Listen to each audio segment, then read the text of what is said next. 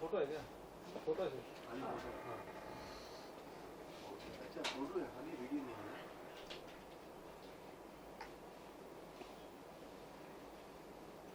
ये भेज देना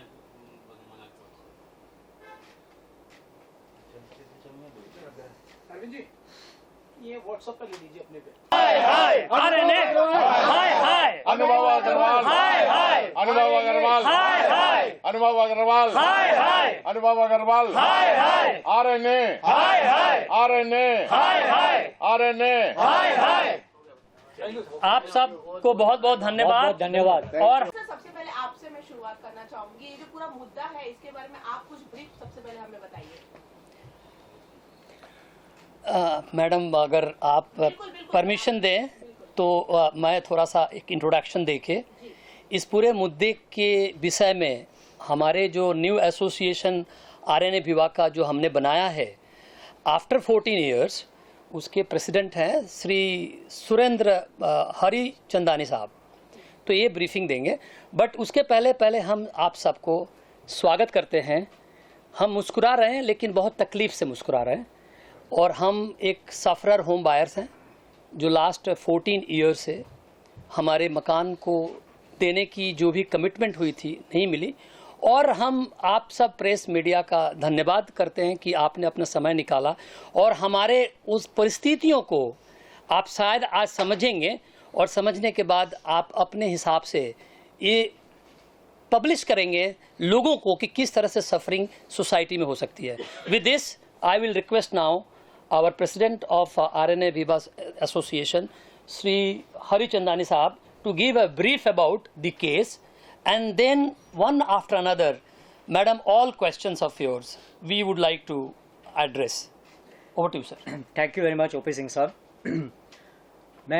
इन्होंने मुझे इंट्रोड्यूस किया एज ए प्रेसिडेंट, बट मैं एक होम बायर की तरफ भी बात करना चाहूँगा। And as a family member of my wife who actually had जिसका ड्रीम था एक घर लेने का अपने सपनों से। 2010 में ये प्रोजेक्ट स्टार्ट हुआ था। जब ये डिक्लेयर हुआ था, बहुत धूमधाम से उसकी एडवर्टाइजमेंट हुई थी, बड़े पैमाने से उसकी काफ़ी एडवर्टाइजमेंट हुई थी। इसकी बुकिंग करी थी काफ़ी लोगों ने, उनमें से मैं भी और मेरी वाइफ भी उनमें से एक थी, संगीता हरिचंदानी। हमने एक एक पैसा जोड़ के EMI लेके उसका हमने पेमेंट करना चालू किया। और हर 2 हफ्ते 3 हफ्ते हम देखने जाते थे। हम लोग मुलुंड रहते हैं, ऑल द वे 40 किलोमीटर्स देखने जाते थे उसका एक स्टेज वाइज क्या ग्रोथ हो रहा है, क्या प्रोग्रेस हो रहा है। और आरएनए का नाम सुना था हमने काफ़ी, तो प्रोग्रेस चल रही थी अच्छी। लेकिन 85-90% पेमेंट देने के बाद करीब 5 साल 4 साल हमने पेमेंट किया, हर 3 महीने में क्वार्टरली पैसे बचा के। जब 85-90% जो एग्रीमेंट अमाउंट था, एग्रीमेंट का रजिस्ट्रेशन हो गया, स्टैम्प ड्यूटी भर दी हम लोगों ने, और हमको लगा था अभी बस 5-10% बाकी बैलेंस पेमेंट भरना है। और 5-10% ही काम बाकी था जो दिख रहा था शुरू के जो विंग्स थे ABCDEFG। और ऑल ऑफ सडन काम रुक गया और हमको कुछ पता नहीं था। और बात धीरे धीरे पता चलने लगा, हम लोगों को थोड़ी थोड़ी इन्फॉर्मेशन आने लगी। हम लोग आरएनए की हेड ऑफिस जा रहे थे, कुछ ग्रुप मेंबर बने हम लोग के 10-15-20 मेंबर। कुछ लोग यहाँ पे साथी हैं, मैं देख रहा हूँ अभी मेरे साथ यहाँ पे बैठे हुए हैं। तो हम लोग आरएनए के साइट पे जाते थे, फिर आरएनए के हेड ऑफिस जाते थे, पूरा दिन वहाँ जाके बैठते थे आरएनए के पास कि भाई क्या हो रहा है। और कुछ पिक्चर क्लियर नहीं हो रही थी। फिर ऑल ऑफ सडन हमको पता चला कि आरएनए जो है अनफॉर्चुनेटली NCLT हो चुका है और NCLT में उसका केस चल रहा है। और बैंकों से लोन लिए हैं उन्होंने और वो बैंक के लोन के रीपेमेंट नहीं हो रहे हैं, कुछ ऐसे गड़बड़ी दिख रही थी। और काफ़ी बैंक्स के लोन थे, क्रिस क्रॉस हुए थे, उनके गारंटर्स थे, उनके फैमिली के, ऐसे काफ़ी बहुत ही कंफ्यूजिंग और बहुत ही कॉम्प्लिकेटेड मैटर था जो हम जैसे होम बायर्स को बहुत ही डिफ़िकल्ट है समझना या समझाना। NCLT होने के बाद में वो केस आया और उसके बाद में हम लोग से ये बोला गया कि आप लोग होम बायर्स लोग अपना अपना क्लेम डालें और अपने अपना क्लेम सबमिट करें। तो देखा जाए तो आज के डेट में हम होम बायर्स का इंडिपेंडेंटली अगर ऐसा होम बायर ग्रुप देखेंगे तो 40% के ऊपर हम लोग का पूरा स्टेक है। बाकी बैंक्स कुल मिला के जो अलग अलग बैंक्स हैं वो 3-4 बैंक्स हैं और कुछ फाइनेंसर्स हैं, उनके 10%, किसी का 20%, किसी का 10% ऐसे क्लेम्स हैं और उनके इंटरेस्ट लेवल बहुत हाई हैं। हमारे as per the agreement RERA rule बहुत ही लो लेवल पे इंटरेस्ट क्लेम कैलकुलेट हुआ है एक नॉमिनल अमाउंट पे। तो वो अगर देखा जाए तो इनजस्टिस वो भी है। इंटरेस्ट वाला जो कैलकुलेशन बाकी फाइनेंसर्स बैंक्स के लिए हो रहा है वो अलग हो रहा है, और हम होम बायर्स का एक बहुत ऑर्डर लेवल पे हो रहा है। तो वो एनसीएलटी में गया, और जो प्रोसीजर है एनसीएलटी का वो एक लीगल वे में जिस तरीके से एक आरपी अपॉइंट हुए मिस्टर नंदा जी, उन्होंने एक प्रोसेस स्टार्ट किया, उस प्रोसेस के हिसाब से 2-3 साल चला। और एक सीआरपी एक चीज़ होती है जिसमें वो एक सीआरपी बनती है और उसका एक डिसीजन होता है, और उसके बाद में एक्सप्रेशन ऑफ इंटरेस्ट क्रिएट होता है कि अभी दूसरा कोई आके उसको कंप्लीट करे। उसके पहले ये बताऊंगा कि हाईकोर्ट में भी मैटर गया था, और हाईकोर्ट में इसने सबमिट किया, प्रॉमिस किया कि ये कंप्लीट करके देगा, लेकिन वो फुलफिल नहीं कर पाया promise, whatever the reason में be. So coming to the point, वो सीआरपी में जो एक्सप्रेशन ऑफ इंटरेस्ट का जो आया, उसके बाद में एक बिडिंग भी हुई, किसी बिल्डर ने बिडिंग करी कि ये प्रोजेक्ट कंप्लीट करेगा और बैंक्स के लोन रीपे करेगा वो। तो ये प्रोजेक्ट कंप्लीट होने का फुल एक पॉसिबिलिटी आ गई थी। और आपको एक बताऊं कि यहाँ पे एक सस्पेंस और एक थ्रिलर है, वो ये कि ऑल ऑफ सडन ये मैटर उसने सुप्रीम कोर्ट चले गए हमारे आरएन बिल्डर बैंक्स के अगेंस्ट में। तो हमारा ये जो सीआरपी का जो डिसीजन लेने वाले ही थे RP as per the legal procedure, as per IBBI guideline and law, वो स्टे पे चला गया और सुप्रीम कोर्ट में गया। सुप्रीम कोर्ट में जैसे ही केस एडमिट हो गया, पता नहीं कैसे इतना जल्दी एडमिट हो गया, वेरी मिरेकुलस, और वहाँ पे वो स्टे भी लाया गया। सुप्रीम कोर्ट में केस तो आया, लेकिन वो केस को स्टे भी लाया गया। यानी सीआरपी वगैरह जो भी चल रहा था, हमारा जो प्रोसेस चलते रहना चाहिए था, और एक डिसीजन लिया जाना चाहिए था, और उस बिल्डर को अवार्ड देना चाहिए था कि हाँ प्रोजेक्ट कंप्लीट करो होम बायर्स का। क्योंकि बैंक्स का तो होम बायर्स के लिए, होम के लिए तो कुछ नहीं था, उसको तो बिल्डर को दिए थे पैसे उसने। और हमने ऐसा होम बायर, हमने ये आरएनए विवाह प्रोजेक्ट के लिए पैसे दिए हैं, हमारा कोई उस चीज़ों से कोई संबंध नहीं है। लेकिन हम फंस चुके हैं, ये बैंक्स के लोन और ये सब गारंटर, वो उस बवंडर और उस पूरे चक्रव्यूह में फंस चुके हैं हम लोग। और वहाँ पे स्टे आ चुका है। आज 2021 में ये गया था, और 2021 में सुप्रीम कोर्ट में केस, हर बार हियरिंग की डेट मिलती है। अब हमने काउंटिंग करी है, 45 टाइम्स डेट आई है। शुरू के 1 साल में तो 5-6 बार खाली डेट मिली, डेट ही नहीं आ रही थी हम लोग की। उसके बाद में एक बड़ा केस था, पीरामल केस, उसके साथ ये केस को टैग किया गया, और जो केस का कोई संबंध डायरेक्टली कुछ नहीं था इस केस से, क्योंकि वो केस में होम बायर का कोई भी संबंध नहीं था देखा जाए तो। उसके बाद में वो अनटैग हुआ और 3 साल ऐसे ही निकल गए, 3.5 साल करीब हमने काउंट किया है। 45 टाइम्स इसकी हियरिंग की डेट मिली है, लेकिन एक बार भी हियरिंग नहीं हो पाई है।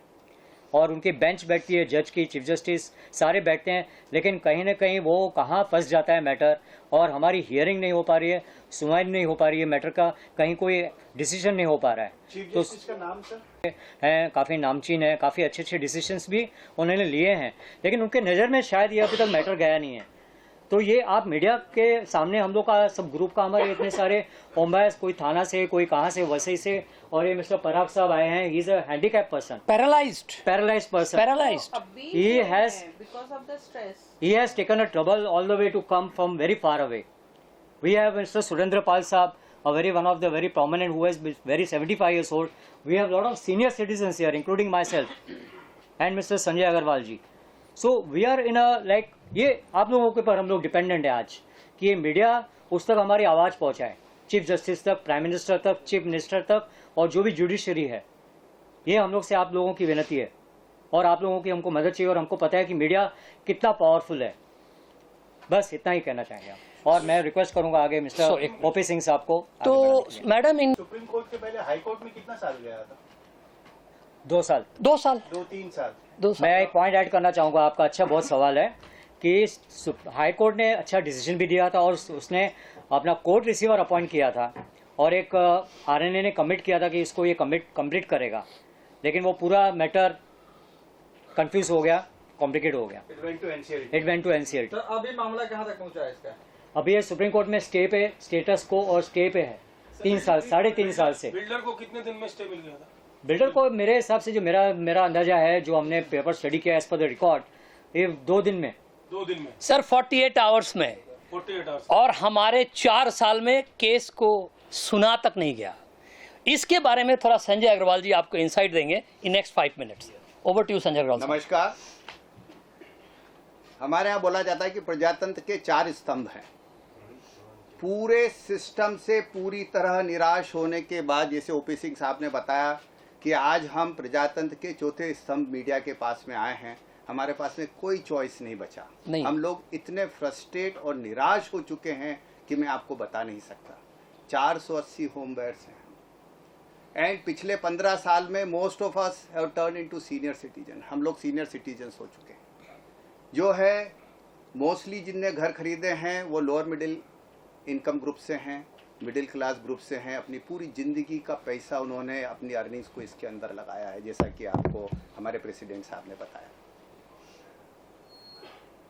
एक आपने जैसे देखा होगा कि अभी जैसे केस की हिस्ट्री बताई कि जब हाई कोर्ट्स ने एक फेवरेबल डिसीजंस दिए और बिल्डर को टाइमलाइंस दी, तो हमारा ये मानना है कि फाइनेंशियल इंस्टीट्यूशंस ने बहुत ही गंदा रोल प्ले किया।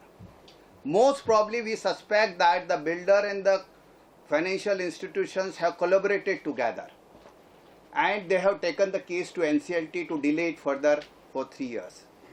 NCLT में केस इंसॉल्वेंसी के अंदर एडमिट हुआ, NCLT का अपना एक प्रोसेस चालू हुआ और जब वो प्रोसेस कंप्लीट होने वाला था, जबकि वो अवार्ड होने वाला था एक दूसरे बिल्डर को कि जो कि हमारे प्रोजेक्ट को कंप्लीट करके देता, उसी वक्त ये fraud builder, I am telling you this fraud and it has been proven by the RP is the custodian of the project as on date.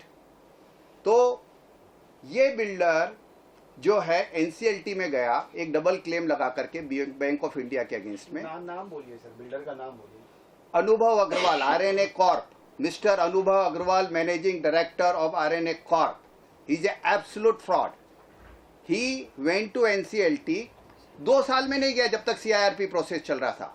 He went to NCLT that कि bank of India is making A double claim.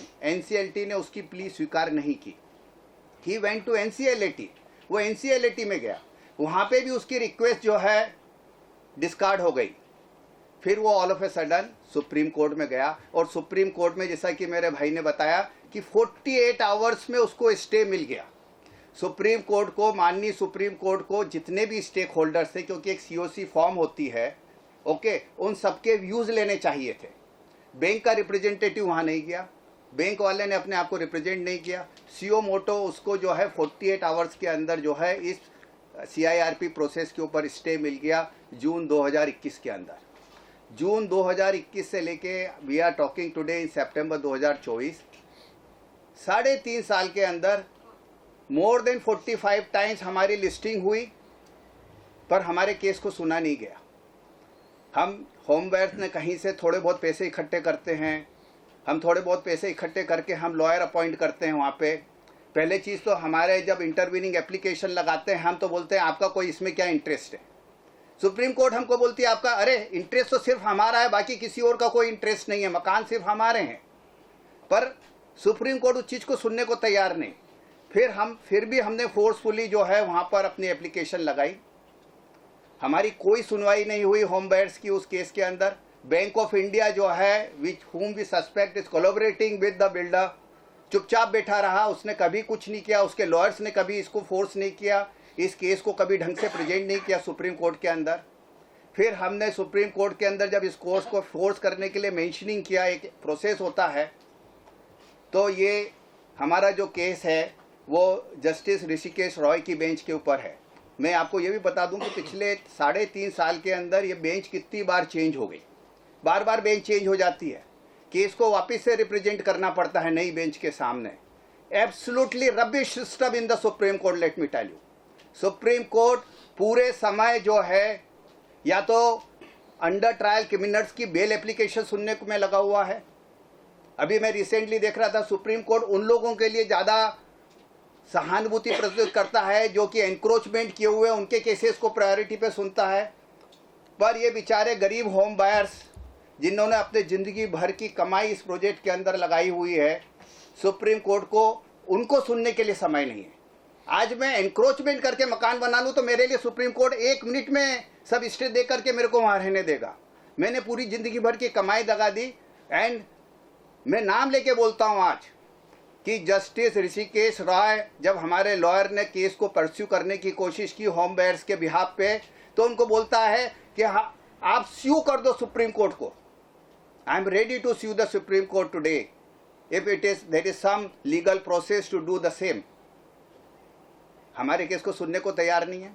हमारे case का number 101 था। इन्होंने वो जो है 2 member की bench को 3 मेंबर की बेंच में लास्ट टाइम कन्वर्ट कर दिया जब हम ज़्यादा एग्रेसिव हुए। हमारा सीरियल नंबर 101 से चेंज होकर के 114 हो गया। अब इस हिसाब से तो ये केस कभी सुनवाई के लिए आने वाला नहीं है। आज प्रजातंत्र के इस चौथे स्तंभ की तरफ से मेरी रिक्वेस्ट है, हाथ जोड़ करके रिक्वेस्ट है कि आप हमारी बात जो है चीफ जस्टिस चंद्रचूड़ जी तक पहुंचाइए। हमने बहुत कोशिश की, हमने चिट्ठी लिखी, हमने वीडियोस बना करके उनके पास भेजने की कोशिश की, पर हमारे पास में कोई माध्यम नहीं है कि हम डायरेक्टली उनके पास में कुछ अपनी बात को पहुंचा पाएं। पर आप लोग जरूर पहुंचा सकते हैं। जब सिस्टम फेल हो जाता है, जब जुडिशरी फेल हो जाती है, तब जो है प्रजातंत्र का ये चौथा जो स्तंभ है जिसको हम मीडिया बोलते हैं, मीडिया ही जस्टिस दिलाता है और आप हमारी आखिरी होप हैं। हमारी रिक्वेस्ट है कि होम बेड्स के इस केस को जो है प्रायोरिटी पे सुना जाए, इस स्टे को वेकेट किया जाए। मैं यहाँ पर एक चीज़ और बताना चाहता हूँ, ये जो केस बैंक ऑफ इंडिया और जो है आरएनए कॉर्प ए अनुभव अग्रवाल का चल रहा है, ये सिमिलर केस में 23 जुलाई 2024 को जस्टिस ओखा की बेंच में डिसीजन हो चुका है सिमिलर केस में। इस केस के अंदर कुछ नहीं, यदि कोर्ट चाहे तो एक सिंगल हियरिंग में इसके ऊपर डिसीजन दे सकती है, पर मुझे नहीं लगता कि आज की डेट में सुप्रीम कोर्ट को आम आदमी की कुछ पड़ी हुई है। हमको वहां पे कोर्ट में बोला जाता है जब हम जाते हैं वहां पे कि you need a face to represent yourself, and I hope you understand what does the face means. Face means हम जो है किसी अभिषेक मनु सिंघवी जैसे लॉयर को लेके आए, हम किसी उतने बड़े लॉयर को लेके आए, अरे हम कहाँ से इतना पैसा लाएंगे? वो लाखों करोड़ों रुपए एक एक हियरिंग का चार्ज करते हैं, एक एक अपीयरेंस का चार्ज करते हैं, हम फेस कहाँ से लेकर के आएंगे सुप्रीम कोर्ट में अपनी सुनवाई करने के लिए? तो हमारे पास में कोई चॉइस नहीं बची। आज हम मीडिया के, हम प्रजातंत्र के चौथे स्तंभ मीडिया के पास में आए हैं। प्लीज़ आप हमारी बात चीफ जस्टिस चंद्रचूड़ तक जी पहुँचाइए कि हमारे केस की जो है प्रायोरिटी पे, हमने कई बार एप्लीकेशन दी, अर्जेंट हियरिंग की एप्लीकेशन दी। हमको मतलब मजाक तो ये हो गई कि हमको बोला जाता है कि आप अनुभव अग्रवाल को लेके आ जाइए, हम सुनवाई करके खत्म कर देंगे। अरे वो क्यों आएगा? वो तो डिले कर रहा है केस। क्या जस्टिस ऋषिकेश राय को ये चीज समझ में नहीं आती है? लास्ट मीटिंग में जस्ट 2 वीक्स बैक हमने मेंशन करने की कोशिश की, हमारे वकील को झाड़ दिया गया। हमारे वकील को बोला गया कि आप उसको लेके आ जाइए। अरे हम कहां से लेके आए? अरे आप सम्मन दो, उसको बुलाओ, उसको खड़ा करो कोर्ट के अंदर, आपके पास इतनी पावर है, पर नहीं करते। तो प्लीज प्लीज मैं तो ये बोलना चाहूंगा, आज ये बोलूंगा कि सुप्रीम कोर्ट की एपैथी, कंप्लीट उदासीनता, अनदेखी और लापरवाही के कारण आज ये 400 होम बेड जो है मरने की कगार पर है। मेरे को थोड़े दिन पहले एक लेडी का फोन आया, बहुत ओल्ड लेडी थी, आज से कुछ महीने पहले। बोले सर आपका कुछ वहां पर है, आप कुछ लॉयर को जानते हैं, प्लीज हमारी पूरी जिंदगी किराए के मकान में रहते हुए निकल गई, प्लीज कुछ करवाइए, क्या हम ऐसे ही मर जाएंगे बिना अपना घर लिए? तो प्लीज इन 400 होम बेड्स को अपना मकान दिलवाने के लिए please do something. Thank you Sanjay. सरकार बंधु और प्रधानमंत्री मोदी जी के 480 होम बायर्स, आप बोलेंगे कि मैंने ये बड़ी गलत सी बात बोल दी है, मोदी जी के कैसे होम बायर्स हो गए? तो मैं उस रेफरेंस में आप लोगों से बोल रहा हूँ कि मोदी जी ने हर स्पीच में अपने कहा है कि मेरा 140 करोड़ का परिवार है। यस। तो ये 480 जो बायर्स हैं ये भी उसी परिवार में ही आते हैं, इसलिए मैंने कहा मोदी जी के परिवार वाले होम बायर्स। दोस्तों एक चीज़ और बताना चाहता हूं कि ये जो लड़ाई है, ये होम बायर की जो लड़ाई है, ये निर्बल की लड़ाई है बहुत बड़े बलवान से, जिसने कि बैंकों से बहुत बड़ा लोन लेकर और वो यहाँ से बंबई से भागने की तैयारी में था, समहाउ उसे पकड़ा गया और उसके परिवार को के साथ पूरा भाग रहा था वो। समहाउ करीब 900 करोड़ रुपए का उसके ऊपर बैंक का गबन है। मुझे एग्जैक्ट वो नहीं मालूम है, बट लगभग मैं बोल रहा हूँ आपको। वो भाग रहा था, उसको पुलिस ने पकड़ा और उसको विदेश जाने से रोका। जैसा कि आप सभी लोग जानते हैं कि जब भी कोई घोटाला करता है तो वो सबसे पहले विदेश भागने के लिए सोचता है। मैं मैंने एक सपना देखा था सर कि बॉम्बे में, हम टेलीविज़न वाले हैं, फिल्म वाले तो हैं नहीं, हमें कम पैसे मिलते हैं और कम पैसे में हमने थोड़े थोड़े से, कहते हैं बूंद बूंद से भरे सरोवर वाली कहावत थी, हमने कुछ पैसे इकट्ठे किए, करीब 60-70 लाख रुपए इकट्ठा किया था और पूरी ज़िंदगी की कमाई थी और ये उम्मीद की थी कि एक जो अपने यहाँ सुंदर सा घर है वो हम लोगों को मिलेगा। सुंदर सा घर मैं इसलिए आप लोगों से कह रहा हूँ कि ये जितने भी होम बायर्स हैं, 480 जो होम बायर्स हैं, ये इन्होंने मीरा रोड में घर लिया है। मीरा रोड उन दिनों सबसे सस्ती जगह कहलाती थी होम बायर्स के लिए। तो यहाँ जितने भी लोग हैं उसमें कोई बिजनेस क्लास का आदमी नहीं है, सब सर्विस क्लास के लोग हैं। किसी की दुकान है, किसी का जनरल स्टोर है, सब लोग लो पे वाले थे और उन लोगों ने घर लिया था। उनके पास इतना पैसा नहीं है कि वो बहुत बड़ा लॉयर जो है सुप्रीम कोर्ट में जाके, जो जैसा कि कह रहे थे अभी संजय भाई कि फेस ला चाहिए हमें, वो फेस लाकर हम खड़ा नहीं कर सकते थे। हम लोगों के पास इतने पैसे हैं नहीं, क्योंकि सारा पैसा हम लोग लगा चुके हैं। मैं बहुत बहुत तकलीफ के साथ ये कहना पड़ रहा है मुझे कि मेरे पास आज भी एक कमरे के किराए के मकान में रह रहा था जिसने एक सपना देखा था कि मेरा एक घर होगा, एक बंगला बने न्यारा इस बम्बई शहर में। लेकिन वो पूरी तरह से 15 साल हो गए, 75 हो गया हूँ, 85 तक जिंदा रहूँगा, 10 साल बाद जयराम जी की कर जाऊँगा और अब मुझे घर लेने की चाहत भी नहीं है। जो सपना था वो बच्चों के साथ देखा था, बच्चे भी छोड़ गए हैं क्योंकि वो भी एक कमरे में अपने आप को घुटन महसूस करने लगे किराए के मकान में। किराया आप सभी लोग जानते हैं कि इतना हैवी किराया हो, यहाँ जितने भी होम बायर्स हैं वो सब इसी तकलीफ से गुजर रहे हैं। I am not the only one who is suffering. मेरे ख्याल से 480 लोग जो हैं वो सब इसी तकलीफ से गुजर रहे हैं। सब लोगों ने, किसी ने अपनी पेंशन के पैसे दिए हुए हैं, किसी ने अपनी छोटे थोड़ी इनकम करके उन्होंने बुकिंग की थी, किसी ने धीरे धीरे इंस्टॉलमेंट में पेमेंट दी थी और इसमें से 80% ऐसे, 90%, 95% लोग ऐसे हैं जिन्होंने बैंक लोन लेकर घर खरीदा है। और जिन्होंने बैंक लोन लेकर घर खरीदा है उन लोगों की सबसे बड़ी आफत यह है कि उनको हर महीना बैंक को पैसा चुकाना पड़ता है और उनके पास घर नहीं है। लोग ऐसे हैं जो लोग इस दुनिया को छोड़कर चले गए। आज आप लोग जानते हैं कि कितनी भयंकर रेन हो रही है, बारिश हो रही है, लोग घर से निकल नहीं पा रहे हैं और यहाँ से इतनी दूर दूर से लोग, मुलुंड से आ रहा है, कोई पालघर से आ रहा है, तो कोई विरार से आ रहा है, इतनी दूर दूर से लोग आ रहे हैं यहाँ पे। अगर हमारे पास पैसा होता तो हम मीरा रोड में नहीं जाते लेने के लिए, हम बैंड्रा में जाके लेते, हम मालाबार हिल में जाके घर लेते अगर हमारे पास पैसा होता। हमारे पास पैसा नहीं था, हमने बैंकों से लोन लिए हैं, छोटी छोटे अपने अपने कर्जे लिए हुए हैं हमने। ये सारे के सारे जितने होम बायर्स यहाँ बैठे हुए हैं ये सारे के सारे कर्जदार हैं आज की तारीख में। मैं कहता हूं, मोदी जी कहते हैं कि हम 3 करोड़ लोगों को घर देंगे, फ्री में घर देंगे। अरे साहब, हम लोगों ने तो पैसे दिए हैं, हमें तो घर ही नहीं मिल रहा है। 480 लोगों को घर नहीं मिल रहा है। हम लोग सफरर हैं, हम लोग रो रहे हैं और हम लोग न्यायपालिका के सामने और ज्यादा हैं और न्यायपालिका हमको न्याय दे ही नहीं रही है। हम तो कहते हैं ये न्यायपालिका के में से न्याय शब्द हटा देना चाहिए, सिर्फ पालिका रखना चाहिए। और हम लोगों की जो हालत है सर इस वक्त इतनी खराब, दयनीय वाली हालत है, जिसके लिए आज आप विश्वास कीजिएगा, मैं शूटिंग कर रहा था साकीनाका पे SJ स्टूडियो में। वहां से मैंने कहा मेरे लिए शूटिंग करना बहुत इंपॉर्टेंट नहीं है, मेरे भाई लोग आ रहे हैं, मुझे उन लोगों से मिलना जरूरी है। और मैं वहां से भाग कर आया हूं यहाँ पे और यहाँ पे बैठ के वेट कर रहा हूं। ना मैंने खाना खाया है ना पानी पिया हुआ अभी तक। क्यों? क्योंकि हमारी जरूरतें ऐसी हैं।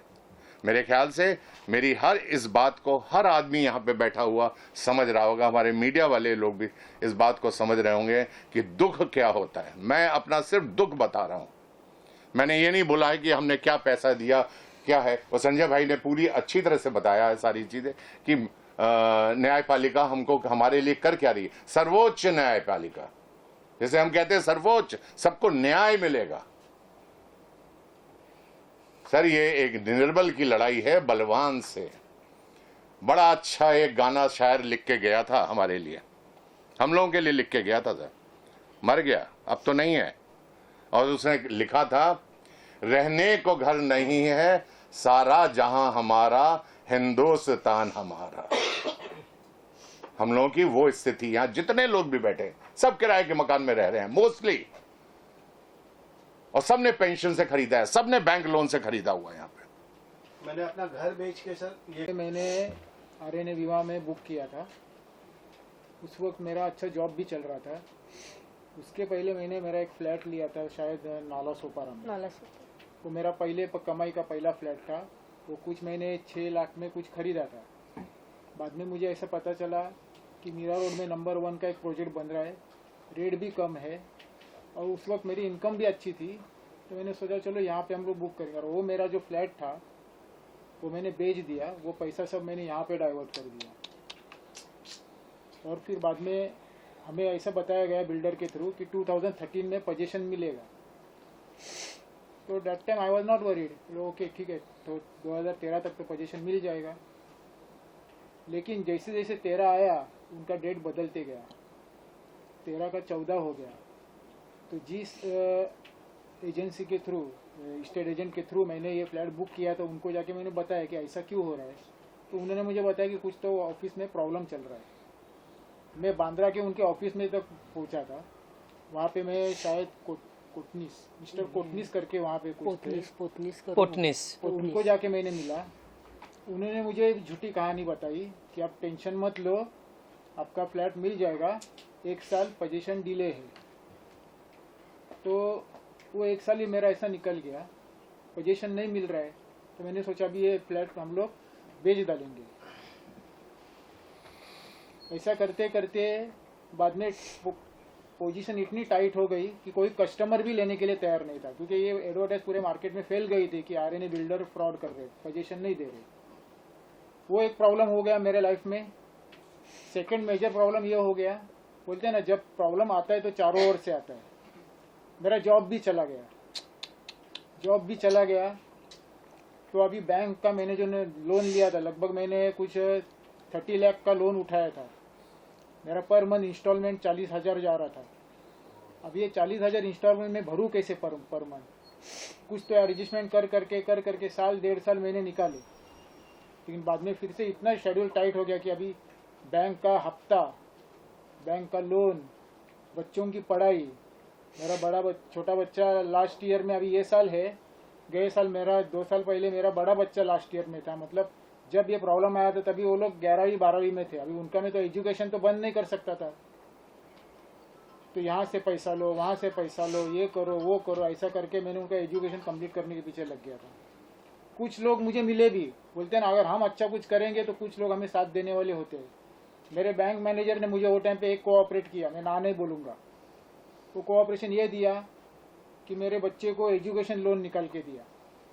तो उनका एजुकेशन में मुझे कुछ बाधा नहीं हुई, लेकिन घर चलाने में मुझे बहुत तकलीफ हो रही थी।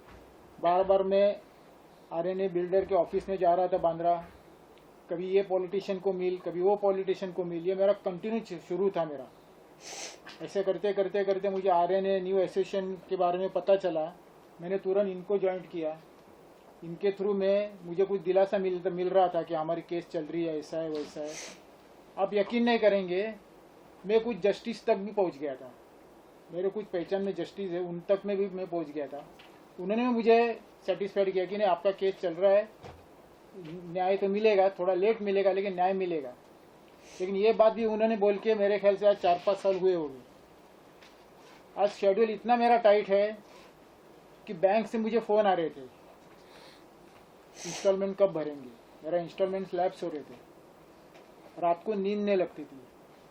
और एक दिन सुबह मैं ऐसे सोच में था, घर कैसा चला है, हफ्ता कैसा भरूं, बच्चों की परवरिश, एग्ज़ाम, कॉलेज फीस वगैरह कैसे मैं क्लियर करूं। वो टेंशन की वजह से शायद मुझे अटैक आया लास्ट ईयर। कौन से तारीख? 26 जून 2023 में मुझे अटैक आया। और अटैक भी ऐसा आया कि पैरालिस अटैक आया। ओहो मैंने यकीन भी नहीं किया। कुछ नहीं, कभी कुछ नहीं हुआ था। Shem Shem Shem. शायद मेरे ये जो बॉडी का जो मेरा ये देख के कोई बोलेगा भी नहीं कि मुझे अटैक आ सकता है, लेकिन इतना टेंशन था। डॉक्टर मुझे वही बोले कि आपने हाइपर टेंशन बहुत लिया है और उसकी वजह से मुझे अटैक आया। और वो जो अटैक आया लास्ट 1 साल से बोलते हैं ना, स्ट्रगल में और स्ट्रगल बढ़ गया। जिस घर में मैं रहता था, मैं मेरे पिताजी के घर में रहता था, मेरे भाई बहन भी है, वो लोग तो कभी कभी, आपको तो पता है, आज ये कलयुग है, प्रॉपर्टी के लिए कोई भी नहीं छोड़ता, चाहे वो भाई हो या बहन हो। भाई बहन मुझे बोलते थे कि ये घर का क्या करेंगे, कभी बेचेंगे। मैं उनको इतना ही बोलता था, मेरे प्रॉब्लम्स है, आप एक काम करो, थोड़ी समय आप रुको, हम लोग बेच डालेंगे, आपका जो भी हो मैं दे देंगे। ऐसा कुछ हमारे सब घर में भी सेटलमेंट चल रहे थे। आखिर में हम लोगों ने डिसीजन लिया कि चलो हम लोग इधर से निकलते। अभी फिलहाल मैं कांदिवली में भाड़े के रूम में रह रहा हूँ। वहाँ पर भी मुझे बोलते हैं ना, ऊपर वाला साथ देता है। मुझे एक ऐसे इंसान ने साथ दिया है कि उन्होंने उनके रूम में रखा है। सो आप मीडिया,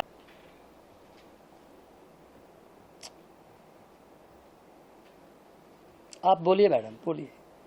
लॉकडाउन के पहले हमने बेटी की शादी की, पता नहीं है हमने कैसे की, कैसे लोन लिया, क्या किया। मेरे हस्बैंड तो रिटायर्ड हो गए। कितनी बार ऐसा हो जाता है हमारे पर्स में 100 रुपए नहीं होते। क्यों? क्योंकि लोन भरना है, बेटी का करना है, बेटा को पढ़ाना है। और बॉम्बे जैसे शहर में घर लेने का सोचना एक कुछ छोटी बात नहीं होती है। और ऐसा भी नहीं है कि उस आदमी के पास पैसे नहीं है। और ये तो ट्रेंड बन गया, बैंक से लोन लो, बैंक वाला उसको छोड़ देता है, लोकल आदमी फंसे। अब वो लोकल आदमी पैसे कहाँ से भरेगा वो पता नहीं है। बैंक वाले को पैसे की पड़ी है और जो फ्रॉड कर रहा है उसको मजे, क्योंकि उसको तो वो ट्रेंड बन गया है यहाँ पे। और ऐसे एक नहीं, गिनती में नहीं है, गिनती से बाहर है। इतने सारे लोग जो फ्रॉड करते हैं यहाँ से बाहर चले जाते हैं। और ये अगर आप गूगल करोगे अनुभव अग्रवाल के नाम से, वहां पे आता है कि he was caught on the airport flying out of country. Madam आपने पूरा पैसा भर दिया बिल्डर को? हमने 98% भर दिया। कब की बात है ये? मेरे ख्याल से 2010 से जब से लिया था वो टाइम से ही इंस्टॉलमेंट में उसने पैसे लिए थे। हमारे पास सारी रसीद है, अगर पता रहता तो मैं ले आती यहाँ पे दिखाने। संजय जी लगभग 2013 में मैंने भरा था। संजय जी लगभग कितने लोगों ने टोटल पैसा भर दिया होगा? 90%। 90%। मैक्सिमम मेरे हिसाब से पोजीशन का ही बाकी रहेगा। बट हमें पोजीशन मिलना था। सेक्शन में जवाब दूंगा। बिल्डर का कैसे होता है, लोन लिया है, रजिस्ट्रेशन है, स्टैम्प ड्यूटी है, उसके बाद बैंक ने उसके ऊपर लोन कैसे दिया? करेक्ट। और एक दूसरी इसका मतलब बिना करप्शन से ये काम नहीं हुआ। तो सर होल सिस्टम करप्टेड है। अगर आपने पूछा कि ये बैंक का लॉयर अगर उस डेट पे नहीं पहुंचता है तो सुप्रीम कोर्ट अटेंड नहीं करता वो केस को। किसके लिए मुर्दाबाद का नारा लगाना चाहेंगे? हर किसी के वो ऐसे लोग सर हम उसके लिए मुर्दाबाद नारा लगाएंगे जो इसमें मिला हुआ है और इतने सारे होम बायर्स को सफरिंग करा रहा है और कितने लोग मरने के कगार पे आ गए। सीधी सिंपल नटशेल में इतना सा है सर बोलना कि हमने पैसे लगाए, हमने पैसे लगाए, हमारा घर कहाँ है? तुमने कहीं डकैती की, तुमने बैंक से लोन लिया, that is your outlook not hours. हमने पैसे लगाए, घर देख के लगाए, पेपर है हमारे पास यार। नहीं, आप ऐसे देखिए, CIRP का प्रोसेस कंप्लीट हुआ और एक लास्ट स्टेज में था। बिल्डर सुप्रीम कोर्ट जाता है, 2 दिन के अंदर उसको स्टे मिलता है।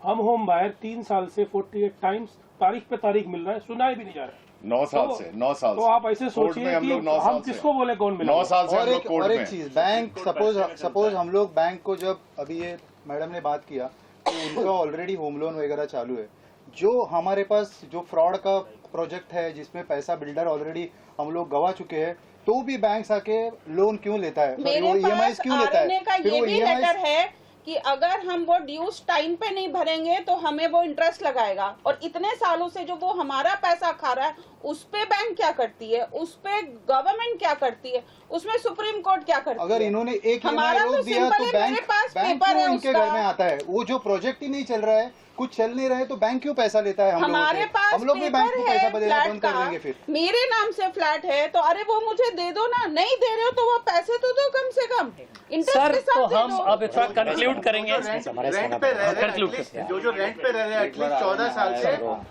40 लाख रुपए रेंट दे चुके अब तक। सर हम प्लस EMI भर रहे हैं। इसको अभी हम लोग थोड़ा सर हम थोड़ा समराइज करना कंक्लूड चाहेंगे। करेंगे। आपने सुना हमारी व्यथा, दुख भरी कहानी, कोई नहीं सुन रहा है।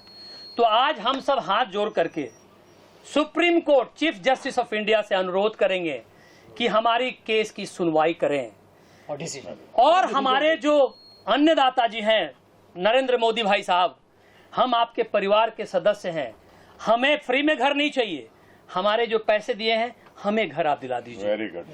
और हम हमारे जो चीफ मिनिस्टर साहब हैं शिंदे साहब, जिनकी कंस्टिट्यूएंसी में जहां थाने में वो रहते हैं उसी थाने डिस्ट्रिक्ट में ये हमारी RNA विवाह प्रॉपर्टी है, अगर आप हमें हेल्प करके हमें घर दिलवा दें तो मुझे इससे ज्यादा खुशी नहीं होगी और हम हमारे जो बुजुर्ग हैं जो उनके चेहरे पे खुशी आएगी।